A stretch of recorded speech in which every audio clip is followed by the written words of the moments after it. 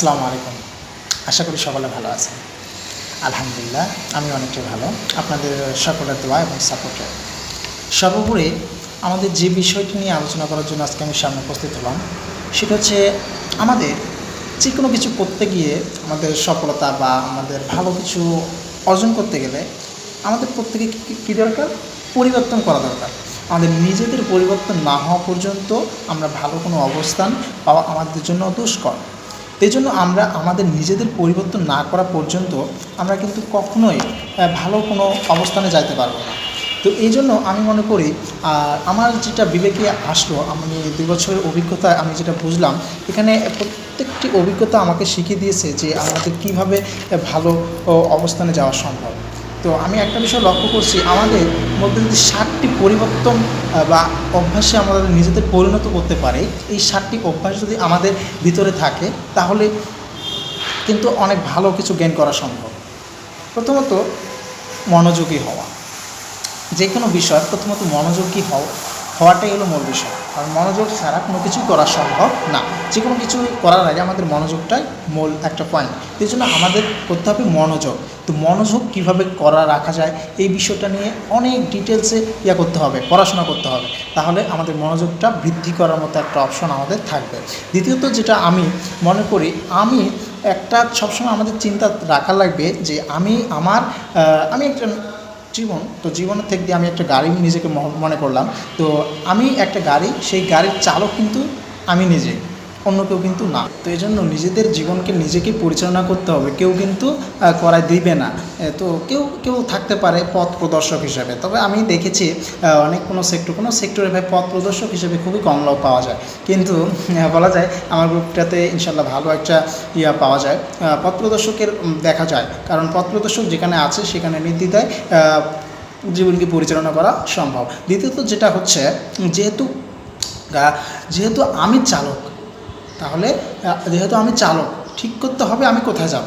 আমাদের এই লক্ষ্যটা স্থির ঠিক করতে হবে। যেমন আমি কোথায় যাব, আমি প্রথমত যেটা বুঝলাম মনোযোগ, দ্বিতীয়ত জীবনের চালক আমি নিজে, তো যেন নিজেকে চালাতে হবে।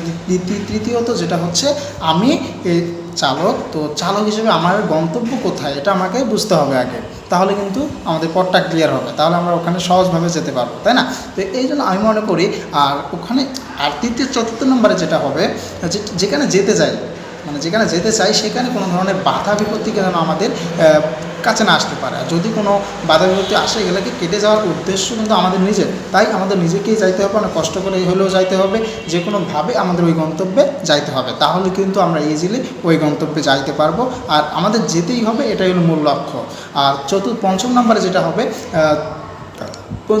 হবে দুপক্ষেই জিতবো। মানে আমরা প্রত্যেকটা সেক্টরেই কিন্তু একটা সেক্টরে কিন্তু অসংখ্য মানুষ সফল হচ্ছে, তাই না? তো এই জন্য অসংখ্য মানুষ সফল হচ্ছে, ঠিক আছে, কিন্তু ওই ব্যক্তিগুলো যদি পারে আমাদের ভাবে, এটাই স্বাভাবিক। তো এইটা যদি আমরা হিসাবে মনে করি তাহলে কিন্তু সম্ভব না। তো এইটাতে মনে করতে হবে আমাদের দুপক্ষই জিতবো, কারণ প্রতিষ্ঠান আলহামদুলিল্লাহ ভালো, তো সেখানে আমাদের কোনো ধরনের ভুলভ্রান্তি বা থাকতেই পারে, স্বাভাবিক বিষয়। মানে যারা বুঝে না তাদের তো বোঝাইতে হবে, তাই না? তো এই জন্য এই সেক্টর দিক দিয়ে আমি বারবার বোঝাতে চাচ্ছি আমাদের প্রতিষ্ঠানগুলোকে, তবে আমি বোঝাতে চাচ্ছি না এটা, আমি বারবার বলতে চাচ্ছি এটাই যে লাইফে আমাদের সিদ্ধান্ত আমাদেরই নিতে হবে। তো যেটা ষষ্ঠ নম্বরে যেটা হবে, আগে শুনতে হবে অন্যের কথা। তো অন্যের কথা যদি আমি শুনতে পারি, ভালোভাবে বোঝার পর তা বলতে পারি, তাহলে কিন্তু আমরা ওইখান থেকে ভালো একটা অ্যান্সার দিতে পারবো। তো এই শোনাটা কিন্তু আমাদের প্রচুর জরুরি, কারণ এতদিন আমরা যেটা করছিলাম, এতদিন আমার অভিজ্ঞতা আর কি, এখন বুঝলাম যে আসলে প্রথমত আগে আমাদের নিজেদের অন্যর কী বলতে চায় ওটা আগে শুনতে হবে, তারপর আমাদের বলতে হবে। আর যেটা সপ্তম নাম্বার, যেটা সেরা সমাধানটি, মানে সেরা একটা সমাধান তাদের দিতে হবে। সেরা সমাধানই কিন্তু সবাই খোঁজে, আসলে সমস্যা কিন্তু সবাই বলে। আমরা প্রত্যেকটা মানুষ সমস্যা প্রত্যেকেই আমরা কীভাবে সমস্যা তৈরি করা যায় এই চিন্তা করে, কিন্তু কখনো ভাবি না যে সমাধান কীভাবে করা যায়। তো এই চিন্তা নিয়ে যদি থাকে তাহলে কিন্তু দেখবেন ইজিলি আমাদের সমাধানটা ইজিলি চলে আসবে। তো এই জন্য আমরা সবাই চেষ্টা করব নিজেরাই কীভাবে সমাধান তৈরি করা যায়, আর সমাধান তৈরি করতে যা লাগে, যা ব্যবস্থা করা লাগে সেগুলো কিন্তু আমাদের করার লাগবে। তাহলে কিন্তু আমরা সমাধানটা সবাই মিলে মিশে নিয়ে আসতে পারবো, এমনকি সকলের জায়গা থেকে সমাধানটা দিতে পারবো। আর এই সমাধানটা দেওয়ার জন্য প্রথমত কী দরকার?